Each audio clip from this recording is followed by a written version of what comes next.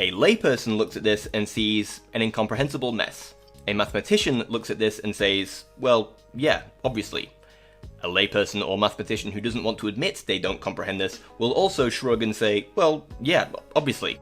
But I don't want you to be one of those people. The problem is that symbolic logic, if you're unfamiliar with it, can be really intimidating on the surface. But I promise you that at the end of this short video, you'll understand everything that's going on here and agree that yes, this is obviously true.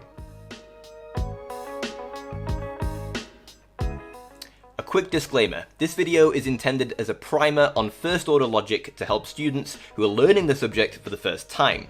If it's something that you're already familiar with, this might not be the video for you. Or maybe you'll see a fresh perspective, new ways of thinking about or new ways to teach the material that you'd never considered before. I probably shouldn't discourage people from watching my own video, but I just want to be upfront about what this video entails. So what is mathematical logic? Well, it's the study of the truth of mathematical statements, which we call propositions. But much of what we learn today can be applied in non-mathematical contexts as well. A proposition is a claim that can either be true or false. So if I take a number like x and I make the claim x equals 1, then this is a proposition because x is either 1 or it is not 1. It's true or false. If y is also a number, then x is less than y is also a proposition. It's a claim that's either true or false. Propositions can be true, false, but never both. That's known in logic as the law of non-contradiction. And propositions must either be true or false. There is no middle ground. That's a law that's known as the law of excluded middle, because there's no middle territory. The other law that you'll find at the foundation of logic is the law of identity, which says that no matter what, always be true to yourself. I'm kidding. It is that for any entity x, x is always equal to x. I should note here that propositions should not be subjective, and it sometimes depends on how the terms are defined. For example, for the proposition I like pie to be valid and non-subjective, it depends on how the terms are defined. Am I talking about the number pi, or am I talking about the food pie? Either way, the proposition is true because who doesn't like pie? And who doesn't like pie? Fortunately, mathematical propositions rarely stray into that kind of subjective territory. The worst that can happen is something like this, where you make the statement 0 is a natural number. There's no broad consensus as to whether 0 is included in the natural numbers, so it's really up to the author. Another one might be 1 is prime, which we would all say is false, but I spent a whole video discussing how sometimes it is and sometimes it isn't. A bit like how in algebra I can let x and y be numbers and then combine them through the usual operations to create new numbers, I can also do the same with propositions. So if I let, say, p and q be propositions, then I have some operations I can do to combine these to make new propositions. So let's break down what these symbols mean. The first one is or. So p or q is true whenever p is true, q is true, or if they're both true. It's only false when both p and q are false. And I can actually draw up all the combinations of true and false here to show you exactly when this is true in something that's called a truth table. So let's look at an example. If I say x is greater than 2 or y is less than 5, then this overall statement is true if one or both of these conditions hold. So let's look at the case where x is 3 and y is 6. Then it is true that either x is greater than 2 or y is less than 5, because one of them holds. Or is in contrast to this one here, which says p and q. So the proposition p and q is true if both p and q are true and false otherwise, as you can see here. So if I go back to this earlier example and change this from an or to an and, now I'm saying x is greater than 2 and y is less than 5. This overall statement with these numbers is now false because it requires both of the conditions to be satisfied in order to be true overall. Now, it's common in symbolic logic to use a V-shaped symbol for or and an inverted V-shape for and this is my personal way of remembering which is which. The inverted V looks like the letter N in and in fact, in the UK, it's common to use N as an abbreviation for and in terms like fish and chips. Or maybe that's just up north where none of us talk proper. Now, these should align with your intuition. If I made a statement like, the bus was late and it was raining, then your mind automatically paints a picture of both conditions. Me, stood in the rain, and mildly upset that the bus hasn't arrived yet. Or if you know me personally, you're picturing me more than a little mildly upset at the current state of UK public transportation services. And or should align with your intuition as well. If I said I'd like to drink tea or I'd like to drink coffee, then you suppose that I'd be happy drinking tea, that I'd be happy drinking coffee, that I'd be happy with both drinks, though probably not in simultaneity. What might perturb your intuition a little bit is that an or statement is true if one of the input statements is true, and we don't really care which one. A classic, and I use the term generously, joke is a logician gives birth and is asked, is it a boy or a girl? And they respond, yes. Another logical operator is not, or negation. So if P is a proposition, then not P is true exactly when P is false, and false exactly when P is true. So for example, if P is the proposition x is equal to 1, then not P would be the proposition x is not equal to 1. If P is the proposition x is greater than 1, then not P is the proposition x is not greater than 1. And of course the usual way to say this is x is less than or equal to 1. Don't forget about the or equal to. We use this symbol for negation, and I have no idea why. Maybe because whoever first used it felt really sorry for that one key on the keyboard that's used for literally nothing else. Okay, final logical connective, and one that's crucial to the study of mathematics, and that is implies. This encodes the notion that one statement follows logically from another. So P implies Q, we often read if P, then Q. Now brace yourself, because the first time you see this, it might look a bit strange, but it does make sense, I promise. So P implies Q is true whenever P and Q are both true, or when P is false. The only situation in which P implies Q is false is if P is true, yet Q is false. And hopefully that should feel intuitive, because it doesn't really make sense for Q to follow logically from P if we can possibly have a situation in which P is true, yet Q is still false. Now this might seem a little bit strange. So usually people are comfortable with the idea that if P implies Q, then this top row definitely should hold, but surely Q couldn't be true even when P is false, you know, if this is supposed to be following logically. But let me convince you a few different ways why this is indeed the case. One way to think about it is this. If P is true, then Q should automatically be true if Q follows logically from P. But in the situations where P is false, we can't conclude anything about Q. Let me show you an example. Consider this. Greg is a cat implies Greg is a mammal. That seems to follow, because if this first statement is true and Greg is a cat, then we know it's definitely a mammal, because every cat is a mammal. But think about these situations here. Imagine if Greg is not a cat. Well, then we can't conclude anything about its nature as a mammal. Greg could be a non-cat non-mammal, like an octopus or a house, or Greg could be a non-cat mammal, like a platypus or a house. It's a one-way implication. Cat implies mammal, but non-cat doesn't necessarily imply non-mammal. So these second two situations are still valid. A mathematical example might be something like this. X is a multiple of 4 implies X is even. Well, that definitely follows, because every multiple of 4 is even. But if X is not a multiple of 4, so this first statement is false, then we can't say anything about X's parity. X could be not a multiple of 4 and be odd, like 5 or 7, or it could be not a multiple of 4 and still even, like 2 or 10. So, multiple of 4 implies even, but not multiple of 4 doesn't imply odd or doesn't imply even. Both situations are valid. And remember, the only situations in which this implication is false is if the first statement is true and the second statement is false. In our examples, that would mean something like X is a multiple of 4, yet X is not even. Absurd. Or in our earlier example, Greg being a cat, yet not a mammal. Just as absurd. A visual way to think about this implication is like this. Imagine this board represents all possible situations. So everything that could possibly happen or ever happen or will happen or has happened is represented by some position on this board. It'll make sense in a minute, trust me. So this board represents all situations, and inside this blob is the situations in which P is true. So if this is a situation out here, P is false. If this is a situation inside this P space, then P is true. Now, let's think about what it looks like if P implies Q. So whenever P is true, Q is automatically true.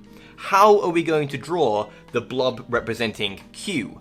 Well, if you think about it, the only really way to do it is to draw a blob where P is nested inside Q.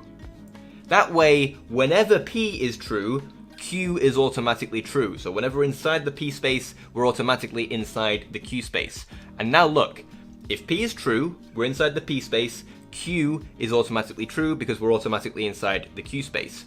But if P is false, then we don't know anything about whether Q is true. If we're outside the P space, we could be inside the Q space or outside the Q space. Both situations are perfectly valid. The only situation which is impossible is if P is true yet Q is false, i.e. we're inside the P space yet outside the Q space. This visual representation is beneficial as well because we also use an implication to describe when one set is a subset of the other. So now let's say that this small circle is the set A and it's contained within the set B. Logically, we say A is a subset of B, or A is contained in B. If X is in A implies X is in B. If X is an element of A, it should automatically be an element of B. But if X is not a member of A, we don't really care about whether it's in B. It could be one of the ones that's inside B, or it could be one of the ones that's outside B. We don't really care. We only care that one set is nested inside the other when thinking about subsets. It's worth noting here that most often in mathematics, we're dealing with situations in which we know the first statement is true. So when we're writing a proof, for example, we often either know P is true or we assume P to be true, and we string together some implications so we conclude that the consequences are also true. But that's not always the case. Let me show you a classic example in which we know that the first statement is false. So this is in proving that the empty set is a subset of any set A. And this works because A is a subset of B if this implication holds. So let's just rewrite this implication, but with these terms involved instead. So X is in the empty set implies X is in A, but this implication is always true because this first statement is always false, because X is in the empty set is always false, as the empty set is defined as the set that contained no elements. Since this is always false, this implication is always true, so by definition the empty set is always a subset of any given set A. This kind of implication is known as a vacuous implication, where the first statement is always false. Not often encountered in mathematics, but sometimes. But something magic happens when we're in the situation that P implies Q and Q implies P. We often nest these situations together with a special symbol like this, a double arrow. And we read this P if and only if Q.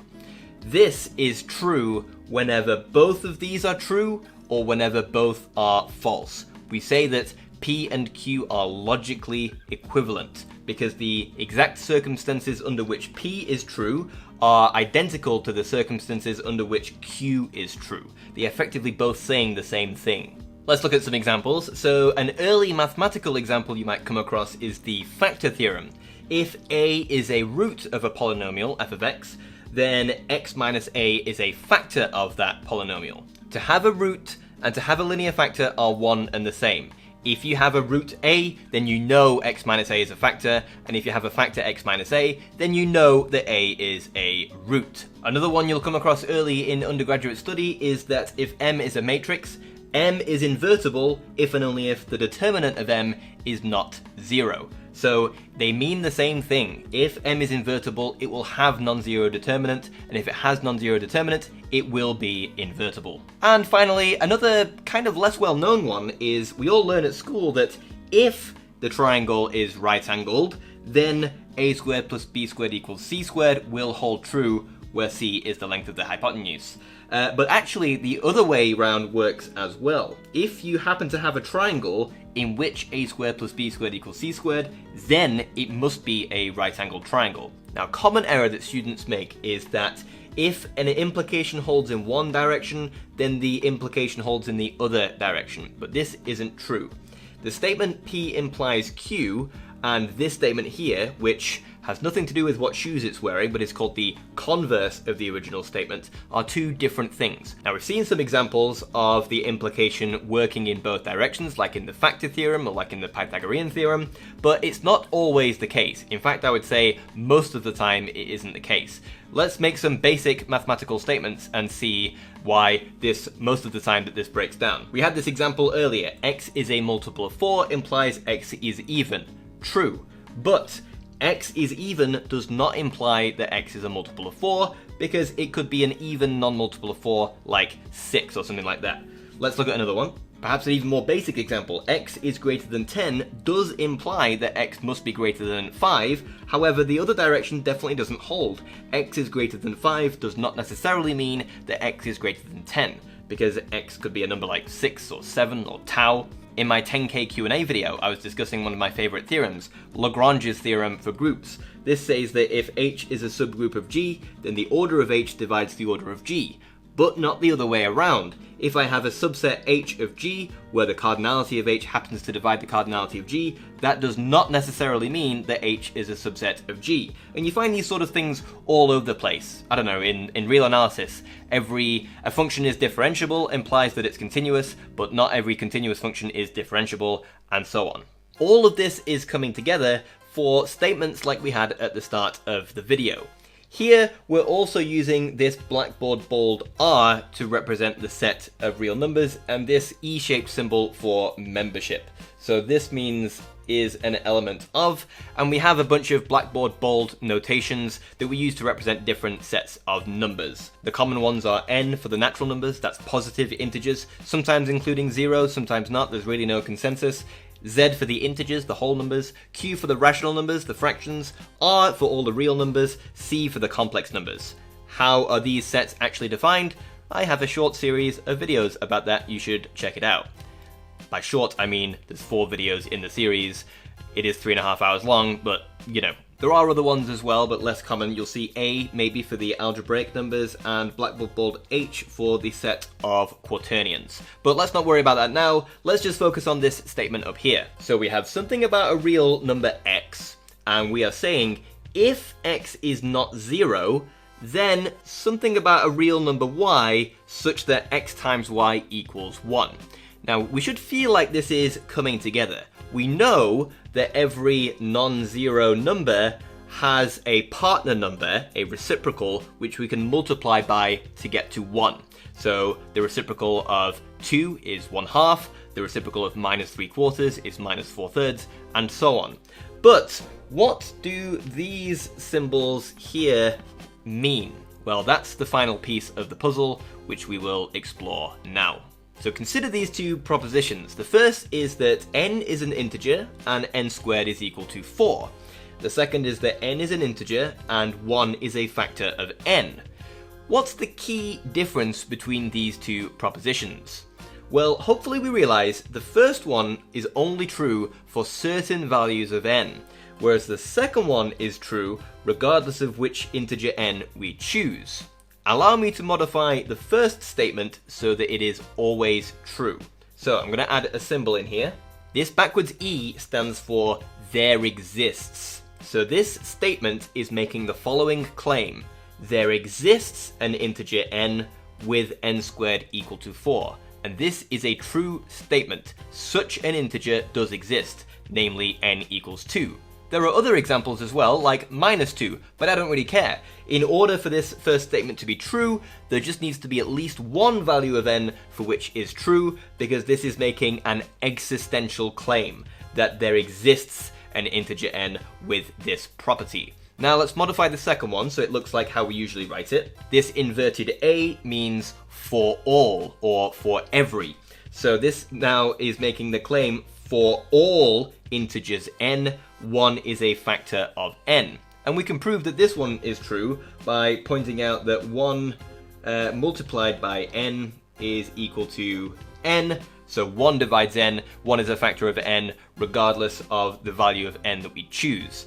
And I need an algebraic proof or something like that in order to prove a statement like this true, because this is a universal claim. It's making a claim about all integers. I can't just list a bunch of examples like I can to prove this one true, because it's making a claim about every possible integer. So to list examples would require us to list an infinite amount of examples. So I need an algebraic proof or something along those lines. These are called quantifiers, and we use them to make the distinction between whether we're talking about some of the things or all of the things. Let's see some examples of these in action. Let's look at some examples where we combine these quantifiers because the order matters. And deep breath, we're almost there. So usually in statements like this we have some brackets, or parentheses if you call them that, that determine the order of priority like it does with calculations. But if not, then we read the statement from left to right. So this is saying, for all real numbers x, there exists a real number y with x less than y. So let's just break this down. I am going to put some brackets in here to really show exactly what's going on. So for all real numbers x, the proposition this is true. So this is making a claim about all real numbers. For this statement to be true, it has to be true for every real number x. So for any real number x that we choose, is this proposition true? There exists a real number y with x less than y. Well, this is true because no matter which x I choose, I can always find a y that is greater than x. And because this is an existential claim, we just have to find one specific example that works for any x. So regardless of the x I choose, I can find a real number y, for example x plus 1, which is greater than x. So this is a true statement. Contrast it with this one. So this one is saying there exists a real number x. So let's just pause here. I'm going to put the brackets in because then you can really see what's going on. This is making an existential claim. There exists a real number x for which this whole thing here is true. For this statement to be true, it only has to be true for one real number, for one example of x. So let's see if we can find one particular example of x that makes this statement true. So, can we find a specific real number x for which the following is true? For all real numbers y, x is less than y. So we need to somehow find a special example of a real number x which is less than all real numbers. And this, I'm sorry, is false, because no such real number x exists. We can prove it false by a counterexample. Regardless of the x we try to choose, if we choose y is equal to x minus 1, that's always less than x, so we can always find a real number that breaks this condition here. So it's not true for all real numbers y, and so the entire proposition is false. And let's contrast it with this statement here. There exists a real number x such that for all real numbers y, x times y equals 0. So once again, this is making an existential claim. If I could draw that bracket in. There exists a special real number x, so we just need to find one specific value of x for which the following holds. For all y real numbers, x times y equals 0. And we can find a specific value of x. X equals 0.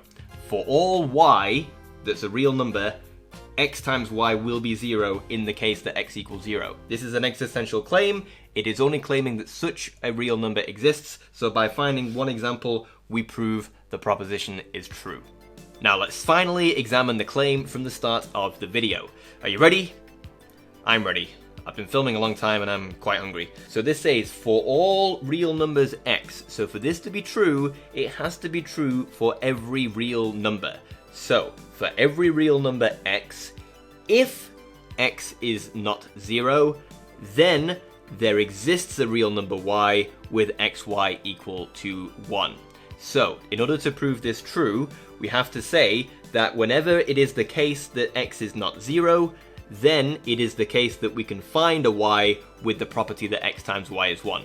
And this is true because whenever x is 0, we can choose y is the reciprocal of x, and boom.